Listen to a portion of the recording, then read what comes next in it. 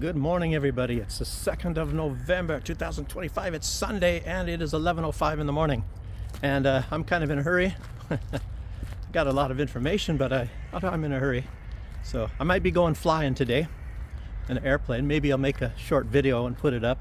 A little bit of maybe a viewing from the airplane. I'll put Eugenie on there. Might even end up having hamburgers or something afterwards and show you some nice hamburger place. They have one in Molodechno, and they have one in Minsk, I believe, as well, but I haven't been to the one in Minsk. So, but I will show you. I got a lot of different types of hamburgers that I don't know if they have in the United States, but we'll find out. Anyway, let's get going here on the news here. And anyway, everybody that watches, yeah, of course, this one guy that hangs out at the bench all the time, he's over there. Oh my God, I'll hang around him and just be loud, and maybe the guy will get pissed off and leave. So let's see. Everyone that watches my channel knows the government and organizations and billionaires aligned with it are constantly and perpetually gaslighting us and running like a psyop or a cognitive warfare, etc. All that kind of stuff. You can throw it all in there. And but they use all media types against us, and Donald Trump has his own media company, not just Truth Social. He's a one-man media show because everybody pays attention to what he says, and thank you for your attention, as he always says. So, and I don't know, some certain people, they have a podium. When you're a big shot, I guess a lot of people will maybe listen to you a little bit more readily than they will somebody like my giant YouTube channel. It's just like the other day, was it yesterday, as a matter of fact, I was looking at my views, and then it said 12 views, and then it rose back to 10. I said, what the heck? And then it went up to 12 again. But anyway, they keep knocking off a few views here and there, mostly towards the beginning, I guess, thinking that maybe I won't notice it. I don't know. I have not the faintest idea on what they're doing. Sometimes it's like 5 views, they roll back 5, and apparently somebody said they do that to Candace Owens as well. I guess all the people they love so much. And I think a lot of this has to do with Israel, believe it or not. And Google has some big deal with Israel. I know that. That was put out. And they have a big deal with Samsung as well. So I got a Samsung phone, and I'm on YouTube, also somehow aligned to Israel. So doesn't work out too well. But that's how life is. So I don't know. Why does a guy need that bench, or a bench at all, just to hang out there? Anyway, so anyway, these psyops are not just based about us, but they're doing it against countries, and I guess Donald Trump does that as well. A lot of things are put out by, say, Donald Trump, and it's to scare other countries and other leaders, putting it on some sort of a deal like that. Look at that's success. You see, all you have to do is be irritating. It worked for me one other time here, remember? And I got that bench. So I don't know what it is with this bench. Everybody loves this bench because it's got a backrest. Then why in the heck he's not even sitting there? They have a bench over there, doesn't have a back, and there's another one over there. People don't hardly use those, or another one even right over there. But here, I like to kick back a little bit. Older guy, as you all know. Okay, so yeah, it's like I said, this psyop and these things that Donald Trump, of course, in particular, he pulls this, and it's not Donald Trump. I tell you what, I was watching other videos. So many people say that this guy is so manipulative and he's tricky and all that, and maybe you would think he would do that in a business sense, but he does it also politically. Like some reporter, and it made the rounds in a lot of places. A reporter is asking him if he's gonna attack Venezuela, and he said no. Yeah, I just have 16,000 soldiers there. He says 10, but it's, or 8, but it's actually 10 warships, in that area. And a submarine, and I don't know, maybe they don't call the landing ship the Iwo Jima warship. I don't know. I don't know. You know, everybody's categorizes things differently, and so much misinformation. I try not to put out any misinformation, and very rare that I do, but it's done by mistake, and it's not done on purpose. Like Trump does it on purpose, and so many other people do as well. It's not so much done by Russia, but the West does it. They lie after lie after lie, like Zelensky. Oh no, those troops are not encircled, and well, you all know about the Black Hawk. I'll talk a little bit about the two Black Hawk helicopters anyway. You know, a little bit later, maybe at the very end or maybe before. But yeah. Anyway, the Trump, you know. So I guess Donald Trump's words, I don't plan on attacking, So I guess Maduro can just tell everybody to go home, right? Oh, I'm so relieved now. Everybody go home. Donald Trump said he's not going to attack. It's how many times has Donald Trump, at least in the past, he made some like fake signals, head fakes, like I always say. He fakes one way, like he's going to do something, and he does exactly the opposite. And like Alexander Lukashenko says, Donald Trump says one thing in the morning, he says the opposite in the afternoon. It's not like you can take anything to the bank what Donald Trump says. It's completely worthless. So you don't know what the heck he's going to do.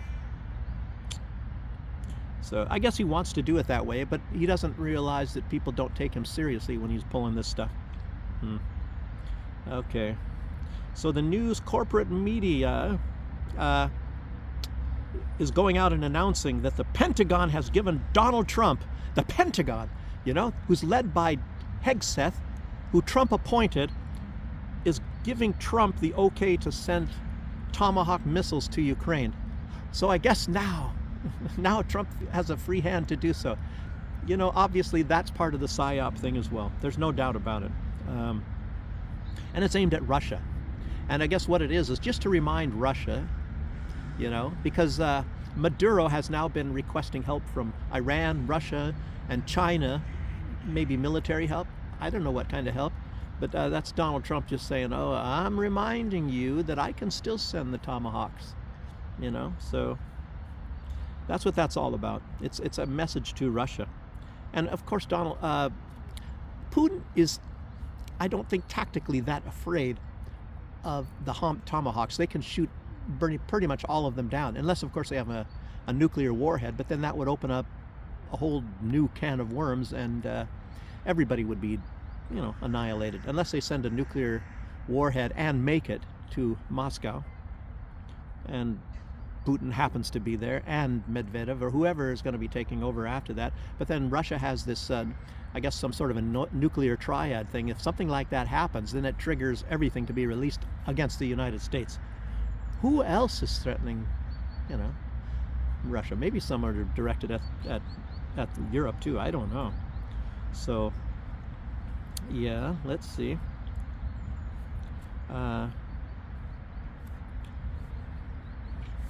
don't know. But if Putin helps Venezuela and Donald Trump throws a tizzy fit, maybe Putin can just say, well, you help Ukraine. You're giving them all kinds of weapons, giving them intelligence and all this. So why can't, and that's in our hemisphere as far as the Monroe Doctrine is concerned. So why can't I help Venezuela? And the difference is that Ukraine is far, far better armed than, against us than Venezuela is against you. So, they'd still be at a disadvantage. Unless of course Colombia jumps in, which I doubt, and Cuba. So that's, some of the big enemies of the the big drug dealers, even though they don't have any information. I'll tell you what, if they had information, then that would tell them who is the one within these countries sending the drugs, instead of just accusing Maduro or Petro or whoever is in charge in Cuba right now. I don't know. It's just a bunch of BS anyway. So, but what is good for the goose is not good for the gander. So U.S. can do it, but nobody else is allowed to do it. Well, of course, Israel can do what they want to do, because they're the only other, I guess, independent country apparently in the world, according to the U.S. government. The only two independent countries are the United States and Israel. they can do what they want to do, and everybody else has to follow the United States, I guess. Which is not actually true. Iran pulls at the leash big time, big time, and some other countries do too. Okay, but the U.S. is exceptional. And I was trying to think of some sort of an analogy, like the United States, the president of the United States, whoever that may be, it's like a curtain, and there's these billionaire men behind the curtain, behind the president. So the president's like a front man, and of course these people, some of the big wigs that pull things, and we all know they do, is the corporation BlackRock. You know, the Rothschilds family are really big, Rockefellers and Soros and some of these other people, Bill Gates and all of that. Sure, they have tremendous influence, but it's like, I don't know, they pull strings in certain ways, like Bill Gates uses the pharmaceutical industry, and this person uses that. I don't know. I'm not privy to all the secret information, but we all know only what we can see. And but Venezuela, for most of these people, and you would think, you would know, particularly BlackRock, and maybe, you know, Elon Musk. I didn't know he had one of these boring machines to bore into the earth and all that. So then that kind of fits together. You know, it was announced when they were talking about this tunnel, this Alaska U.S. tunnel, and I said, well, I didn't know that Elon Musk had this fantastic boring machine. And so that kind of fits into why, and it might even be true, that he was sabotaging Venezuela's elections. Because I was thinking, that doesn't sound like Elon Musk, but maybe it does now. Maybe that could be used in mining gold and all kinds of other minerals that Venezuela has besides oil. Tourism. Venezuela, yeah. It's the ripest apple on the tree. And like Donald Trump said, I guess in his first thing, he was basically saying, we need to get that oil. And he said, man, we want Venezuela, meaning him and the rich guys, the men behind the curtain. So, and Donald Trump is nothing but a front man and a puppet for all of them. So it's not like Donald Trump is in control of much, like we're all gaslit to believe. Wow. So, and Ukraine, I guess, for the time being, even though, you know, eastern Ukraine is not necessarily a big ripe apple. It's some things they like there, of course. Not so much necessarily in western Ukraine, except the geographic location of Ukraine altogether close to Russia, just like Belarus. But Belarus doesn't have anything, really. They have a little bit of fertilizer. They have some good fresh water, and just their geographic location. Other than that, you know, some man labor, you know, this stuff, you know, with truck factories a little bit over that way and a little back this way. There's a big tractor factory here in Minsk, and some intelligent people. And most of those intelligent people, by the way, if you guys, I don't know if this is part of like this Operation Paperclip or whatever the deal is, but they were taken during World War II to Germany, some of their best engineers and things. So it was a big drain, a big brain drain by force, taking them all from Belarus and bringing them to Germany. And then after the war, whatever might have been left, they sucked them over to the West. So Belarus, after World War II, was in really, really bad shape, and they were only now basically recovering. It took so much, and 1/3 of the population was completely gone. It was dead. It was all killed off by the Nazis. You know, villages disappeared. And so Belarus, nobody talks about, oh, Poland, they only talk about Poland. Poland suffered, sure. Nowhere near as much as Belarus. You know, Germany suffered. Not as near as much as Belarus. Nowhere near, even though they were the object of getting bombed and things. They never got bombed anywhere near as much or destroyed or killed off as much as Belarus was.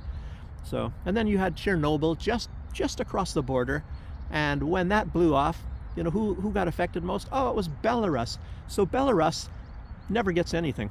You know, this is a country, and everybody, the government and the people here, they've done it all by themselves. It's maybe akin to the Palestinians or the Yemenites or something. You know, it's people you really got to look at. It's a really, you know, gives you a sense of pride about humanity when you see the Belarusians and the Yemenites and the Palestinians and stuff, you know, with all the things that are working against them. So just saying. So anyway, men behind the curtain and all that kind of stuff. I'm not getting through this very fast, am I? Okay, I want to get out of here quickly if I'm going to go flying. But so Ukraine is put on the back burner for the moment, because Russia is just pounding away too much, and so they turn the heat down to simmer, and of course, most of the attention is going now to Venezuela, and it's cooled off quite a bit at Iran.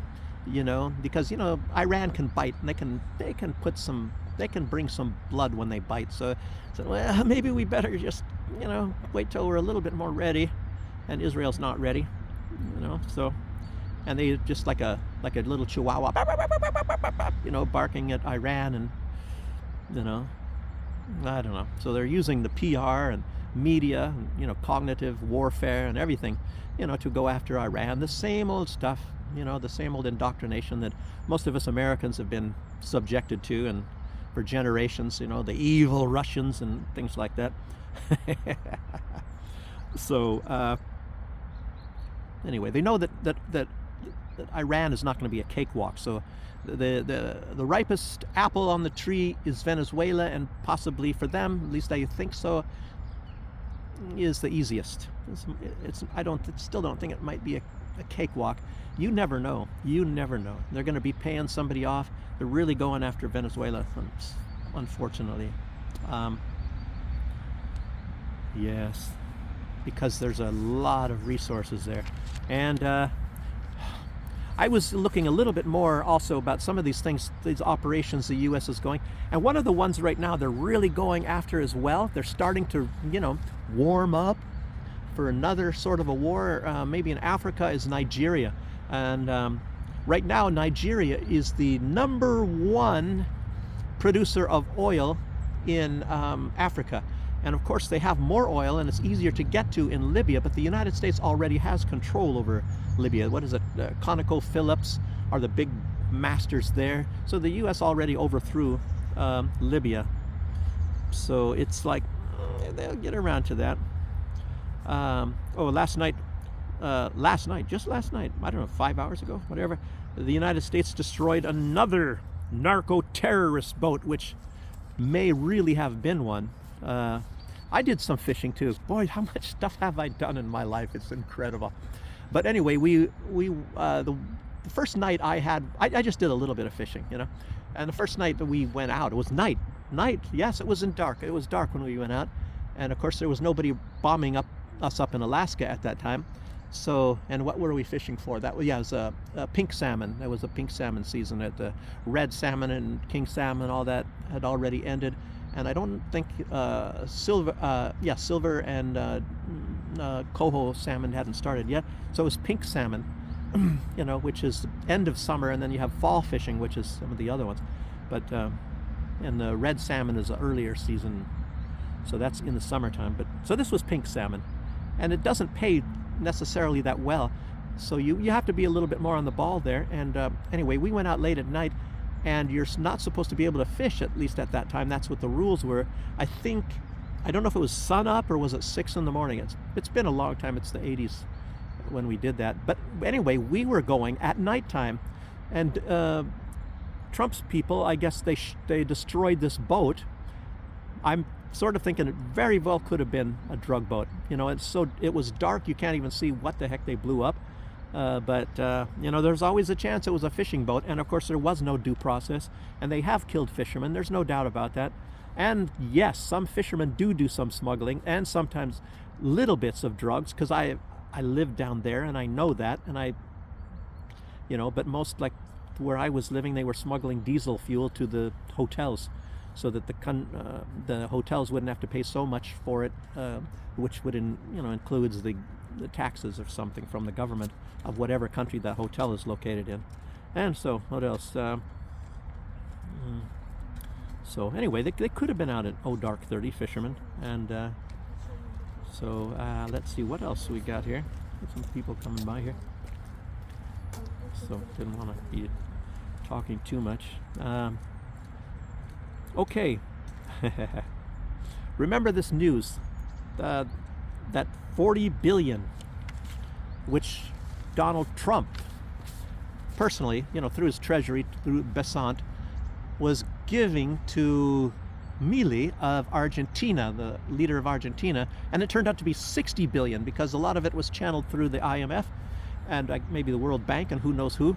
And so it's actually 60 billion, and now it's turned out it's actually 82 billion. When the 60 billion went through, it didn't raise the value of the Argentina peso, so it wasn't helping Argentina so much.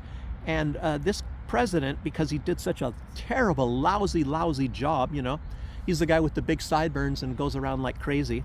And as soon as he got elected president, he declared himself Jewish, a Zionist Jew, which is the bad kind. Jewish, I don't care if he's Jewish, I don't care what he is, but a Zionist Jew, that's a little bit different. That means you're in favor of killing off a bunch of Palestinians for the most part. And then he declared himself to be basically a puppet, that he loved Donald Trump, he loved Ukraine, and he loves Israel. And a lot of the people down there, they don't really go along with that. But he tricked everybody and he became president. And besides the fact that he's really doing a terrible job, he ran the country into the ground financially. And so Donald Trump said, oh, they're fighting for their lives down there. So that's why he's flooding all that place with money. $82 billion. And look at this. They only give about maximum, maybe around, maybe, I don't know. Anyway, 2024, the United States gave $10 billion to Israel. It's the $4 billion guaranteed, and it always works out to be 6 or 7 billion. And 2024, it was 10 billion. Maybe part of that is explained by the, their bombing of Gaza and whatnot. And jeez. But this guy, look at this, all in one pop, basically. I don't know if he's going to get this in installments or whatever, but $82 billion. That's like the United States paying for, 7 years of Israel out of their pocket. Israel never has to pay any of that back, of course. And I don't know about Argentina, what the deal is there. But what about all these other countries that are suffering? What about Sudan or Gaza? Or even the Yemen or things like that? How come they don't get a bunch of money? They're fighting for their lives too. Donald Trump doesn't send them any money. And I'll tell you what, they're far worse off than the Argentinians. I'm just saying. So, but we have to be compassionate. And the money, he wouldn't give any money to Russia, I don't know.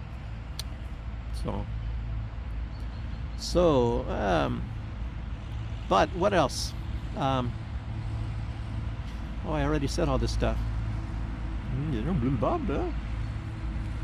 I don't know. There must be something else. That's what I was saying. There must be something else. Why would he give $82 billion? It's not for beef. What else does Argentina have that the United States wants,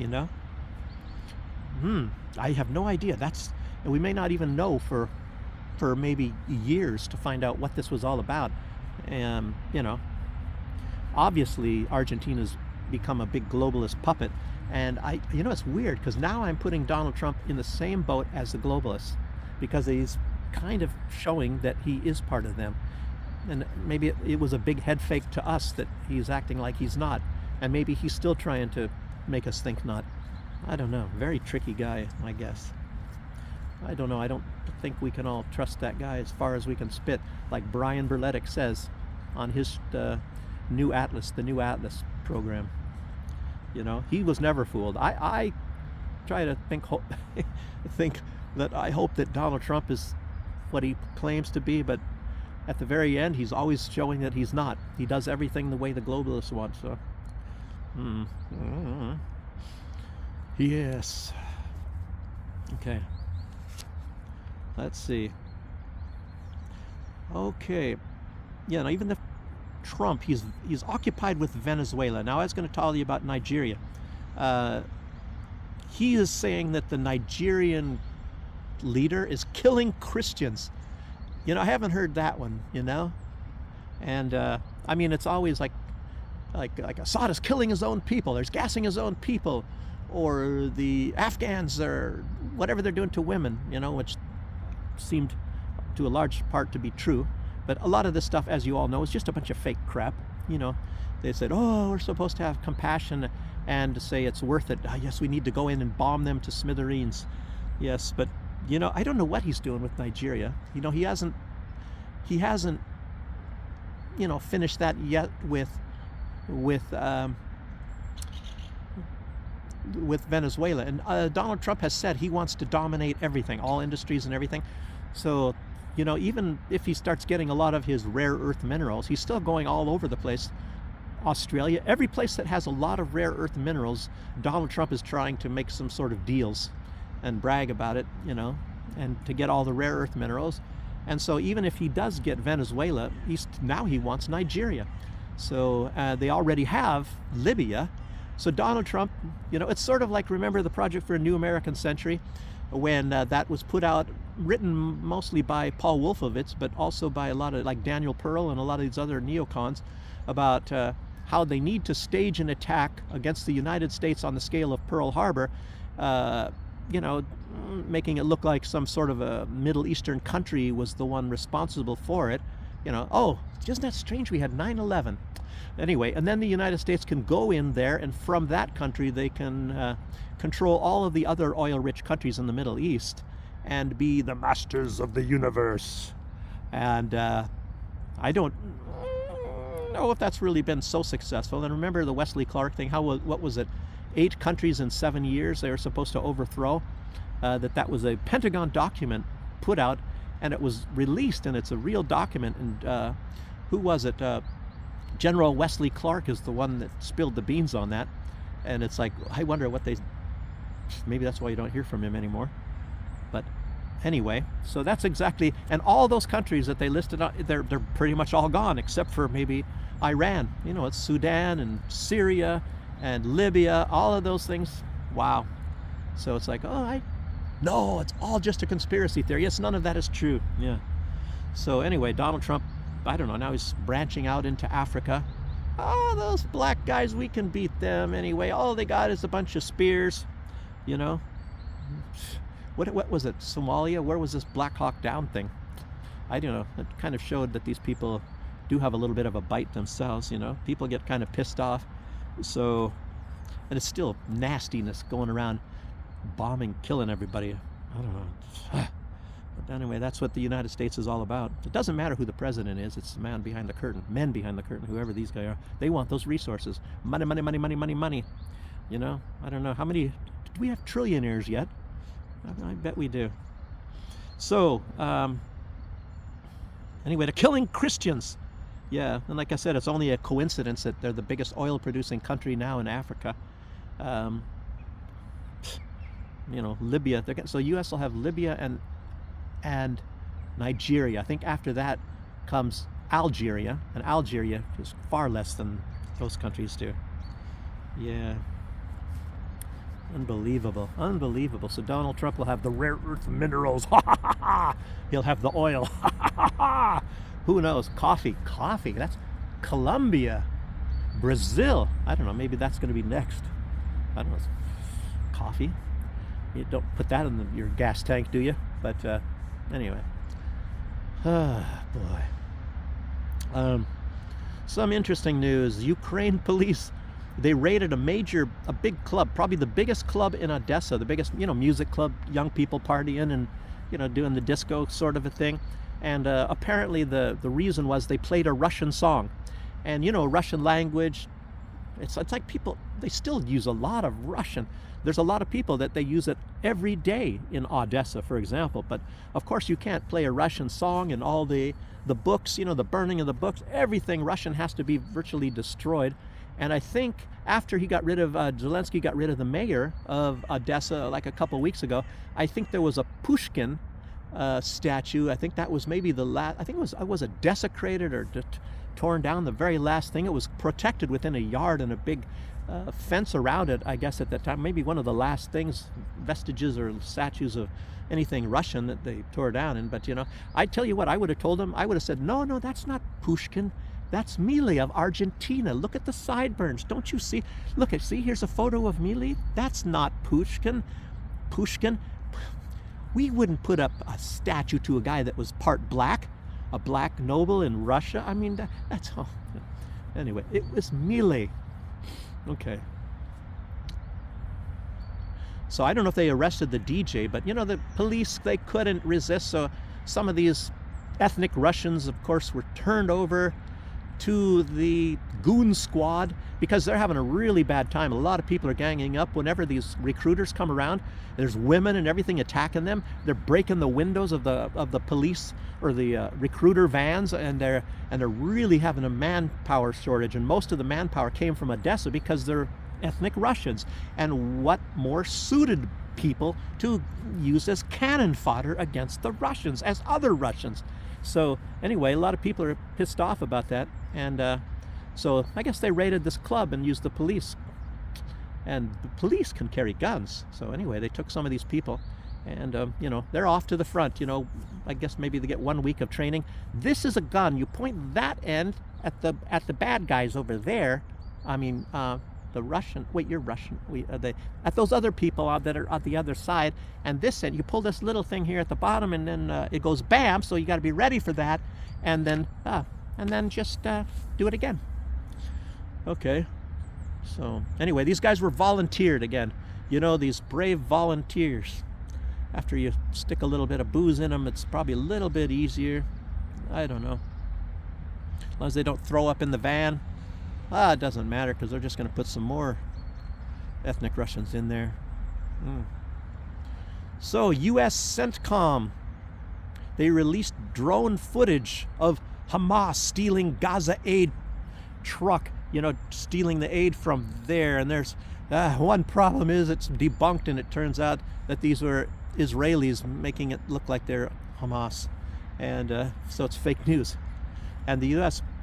obviously knew about this. So the U.S. is implicated in all of this stuff. And I guess it was, 70% of the Israelis believe it is the United States that is running all of this stuff, and it's not the Israeli government. So here's me putting out the fact I was thinking that Israel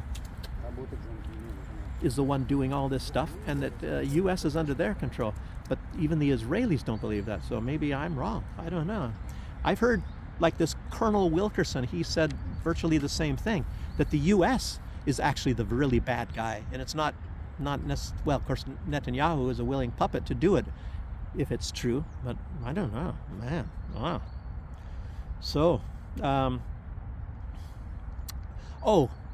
another thing, and I've heard this in a couple places, but you might very soon, you might hear that there are more Ukrainian towns encircled by, that are, filled with Ukrainian soldiers that are encircled by Russian troops. And we heard of some cauldrons very well started, and getting close to being ensnared, besides these Kupiansk and this other place, and whatever. And some people are saying maybe at the very least it's like 8,000 troops that they're encircled. And they said it was 10,500. I said in one video, how do they know how many? It's like they go in there and count them. So, but anyway, it's a lot, and Ukraine's military is getting smaller and smaller, and recruitments are less and less. And of course, now if they have some of these other towns that are getting encircled, not so good. But the amount of troops, they say, of course, if they don't get them out of there, Russia could have 20. Depending on how this one goes, if this one still is not enclosed and they don't take charge of these people, that will be like 20,000 troops, Ukrainian troops, sort of like what's the word, frozen, or that they can't fight against the Russians, but then Russians have to occupy people guarding them. And a lot of people are talking about the fact that the Russians, normally they take a lot of these people and they can't feed all of these POWs that they're taking in, so they stay in like a prison maybe for only a short time, and they release them. They go back to Ukraine, and then they re-enlist, and they're back again at the front line. A lot of Russians are pissed off about that. I was telling you that a lot of people are kind of frustrated with Putin, and I'm sure he knows what he's doing, but I don't know. What are you going to do? Somebody's got to pay for these guys to be eating, and guards to guard them, and I don't know. So it's a difficult situation, as you know. Okay, let's see. But I was saying that the Ukraine is is not going to hold out that much longer. And I stopped buying into this thing when people saying, like, what is it, Bakhmut, it's going to fall very, very soon. And of course it kept up for at least 6 months by that time anyway. So, but Russia's getting their act together really big time now, so they're really getting good at this. And I never, after that one time, and I was thinking, oh, it's in weeks, it's gonna be falling, and it never did for a long, long, long time. And so I never said that anymore. But this time it's a little bit different. Russia's able to do this and close these cauldrons a little bit faster, and Ukraine is getting less and less money. Donald Trump is losing his stomach, obviously, for that. I mean, he threw a bunch of money at Milei, and you saw what was this Doge with Elon Musk and Vivek Ramaswamy at the beginning and all that. It was supposed to be saving money, and Donald Trump is still throwing out money here and there, like a drunken soldier. But he said trillions and trillions are coming in because of the tariffs, which I don't think is true.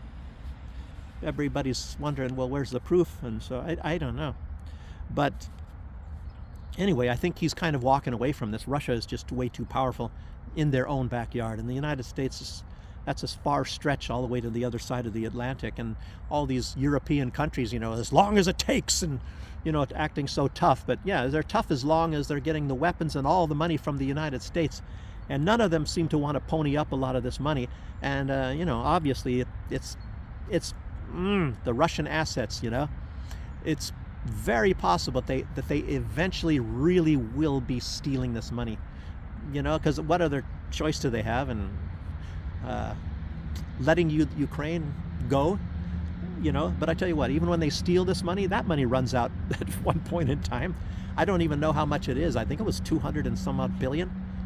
That's quite a bit of money. It'll get you going for quite some time. But obviously, if these guys in Ukraine know that are, some people kind of say they're kind of corrupt, and there's probably some billionaires created. We know of one billionaire, the Green Goblin, some people call him, and he's going to see the signs on the wall. And do you think he's going to just, put all that money into the? I tell you what, he's going to take a big portion.